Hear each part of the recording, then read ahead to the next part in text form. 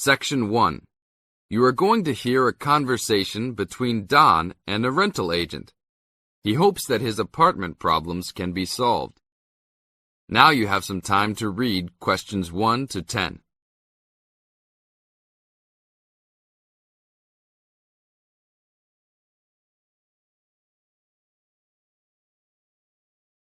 Now listen carefully and answer questions 1 to 10. Good morning. I am a rental agency. How can I help? Oh, hello. I'm ringing about some problems I'm having with my apartment. Yes, of course. If I can just get a few details first. What's your name? Don Chester. How do you spell that? Chester.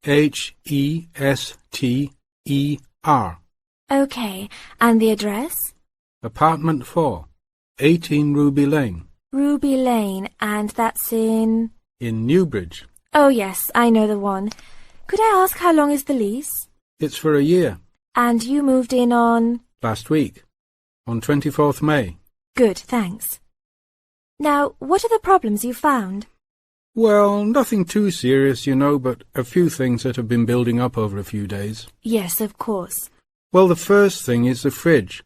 The seal on the door is decayed, and we have a small child and need to keep milk cool, so we need to get that done straight away. Okay, that's the fridge for immediate repair. And then there's a little problem with the gas water heater. Uh-huh. The switch is broken. Right. It's not serious and we can still use it. But if you can send somebody over in the next couple of weeks or so, that'd be great. Okay, I've got that. Then we're worried about the front windows. Are they broken? No, but there are no blinds on them. And you know, with privacy these days... And when would you like those done? Oh, it's not really urgent. But there are only thin curtains on the windows, and people are walking past. Yes, we'll have those done for you by next week, don't worry. And then there's the front door lock. It's getting quite annoying. It often jams and we sometimes have to fiddle with it for minutes before we can get in the apartment. I'd really like to get that fixed up right away. That's no problem. And then the last thing is the shower curtain. It's torn. Oh, right. We can get a new one and have it to you in the next week, if that's all right with you. Yes, that's okay. Anything else? No, that's all. Okay, fine. What we'll do now is get someone over to you this afternoon if you're home. Well, I'll be out for a short while. Okay. Tell us your preferred times. Well, the best time is about 2 o'clock. I'd have to check that with him. And if he can't get there then, what would be your second preference? Oh, any time up to 6 p.m. would be fine. Okay, I've got that. Great. Thanks very much. That's fine. Thank you for calling. Goodbye. Goodbye.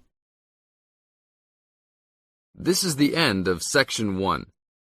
Now you have half a minute to check your answers.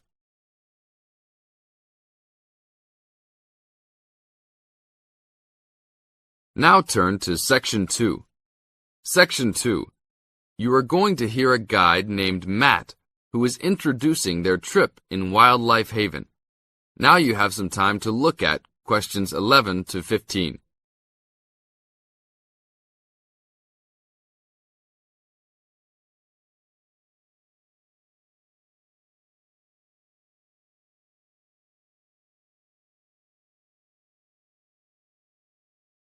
Now listen to the first part of the introduction carefully and answer questions 11 to 15. Well, good morning, everybody. My name's Matt, and I'm one of the 3 guides here at Wildlife Haven. Our job is to make sure that you all have a great time here with us and go home feeling happy and relaxed. As you can see, we're away from the city in a remote area between a national park and the sea. To encourage you to relax, there are no radios or TVs, and the only phones and newspapers are in the office. So, if peace and quiet is what you've come for, this is the place to be. From your cabin on the hill, you'll find you have the national park behind you, and you can look out from the sea from your front balcony. Your luggage will be unloaded from the bus and taken to your rooms in a few minutes. Once you have picked up your key at reception, please locate your room and check that all your luggage has arrived. The daily program here at Wildlife Haven is flexible and only as demanding as you want it to be. You should each have a brochure setting out the facilities and various walking tracks you can take. and on the bus you are given a green sheet setting out a number of group tours in the coming week. If you want to join any tour, just write your name and room number on the relevant sheet along the wall here. Tomorrow there is a Beachcombers and Rock Hoppers tour exploring marine life in the rock pools along the beach. Or, if you'd prefer to go inland, there's a guided forest walk that takes you off the walking tracks. If you want to catch some lunch, you could join the beach fishing expedition. And at night, you'll see there is a moonlight forest walk that leaves each night at 7 p.m. So there is plenty to choose from at Wildlife Haven, and of course, that includes just sitting on your balcony watching the waves roll in. But I would recommend my favorite tour, the Waterfall Walk. This departs at sundown each day and also provides the opportunity to have a moonlight swim. Now you have some time to look at questions 16 to 20.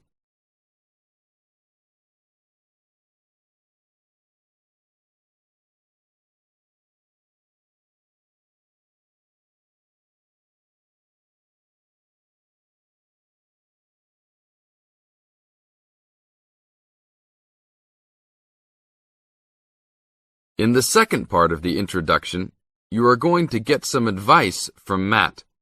Listen carefully and answer questions 16 to 20.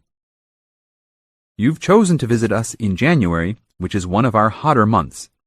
And although you may be tempted to wear a minimum of clothing, you should always take precautions against injury, particularly in the national park. This includes sensible footwear. You'd be surprised how many of our guests ignore this advice and end up being sorry.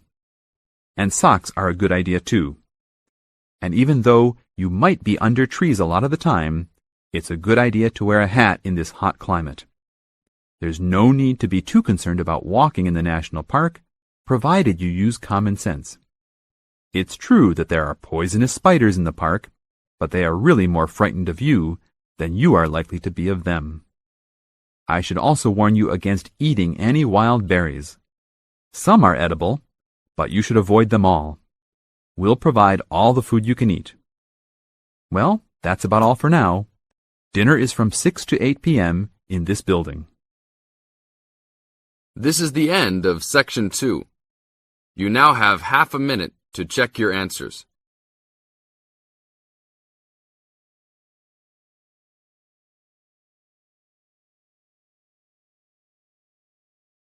Now turn to Section 3. Section 3. You are going to hear a conversation between Bill and the counselor. You now have some time to look at questions 21 to 25.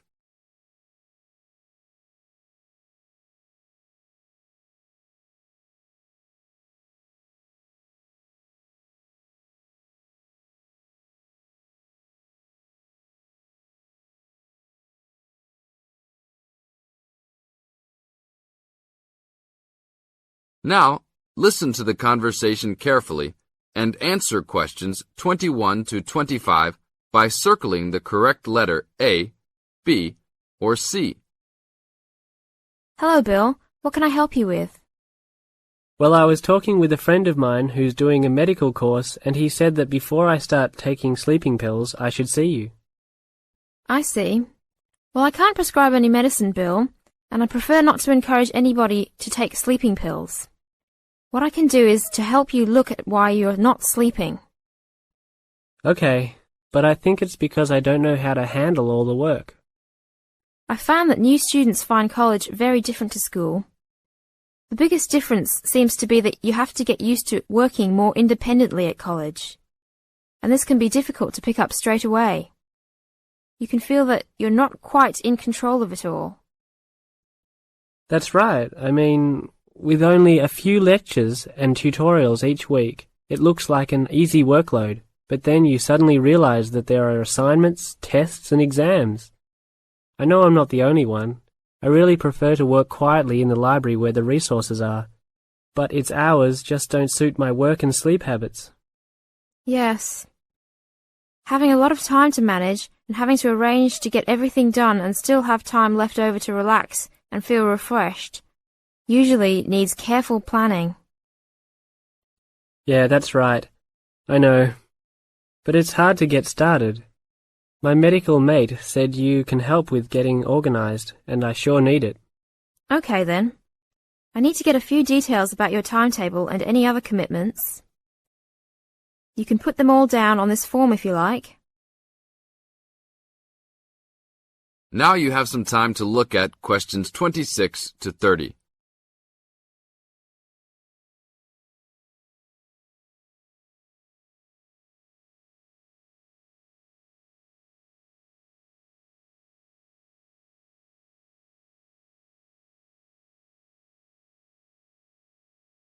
Listen to the second part of the conversation and answer questions 26 to 30 by completing the notes below.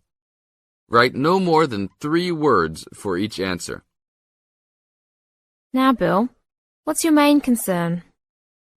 Well, what really gets me down at present is that the exams are coming up and I don't feel confident. I know you've spent a lot of time preparing, so let's look at the actual exam itself. No matter how much preparation you do, it doesn't really count if you don't plan how you will time yourself to ensure you get to answer all the questions. Usually there will be some guide on the exam paper that will tell you the relative importance of each question, its contribution to your total mark. I see. So if I feel organized at the start, I can be more confident. Exactly. So once you've worked out an overall plan, and this can be done quickly, you need to make sure you know what each question is asking you to do. As a marker, I know what answers I expect to a question. Then you need to address the question, not just write down what you know and hope the marker will appreciate the hard study you've done. Yes, that's important. I can see that markers are looking at the questions, not trying to guess what we know. Yes. And the third point to keep in mind is that even if you know the topic well, you should leave time to go back and check your work for content. There may be an important point you have missed, or not explained as much as you wanted to. And at the same time, you can look for errors, including any obvious ones in grammar. Okay, thanks. It's really simple in many ways, isn't it? This is the end of Section 3. You now have half a minute to check your answers.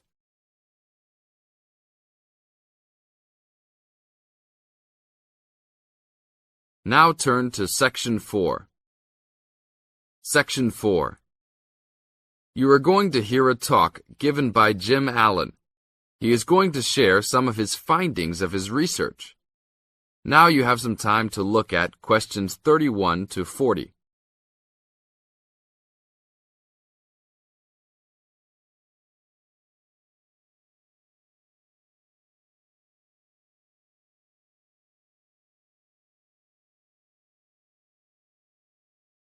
Now, listen carefully and answer questions 31 to 40.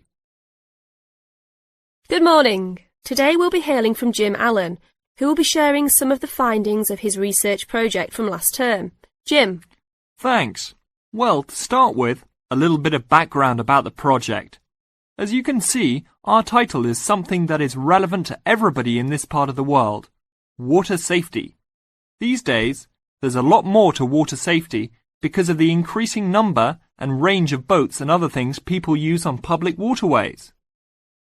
I'd become interested through reports on radio about the number of incidents involving small powerboats and individual watercraft such as jet skis.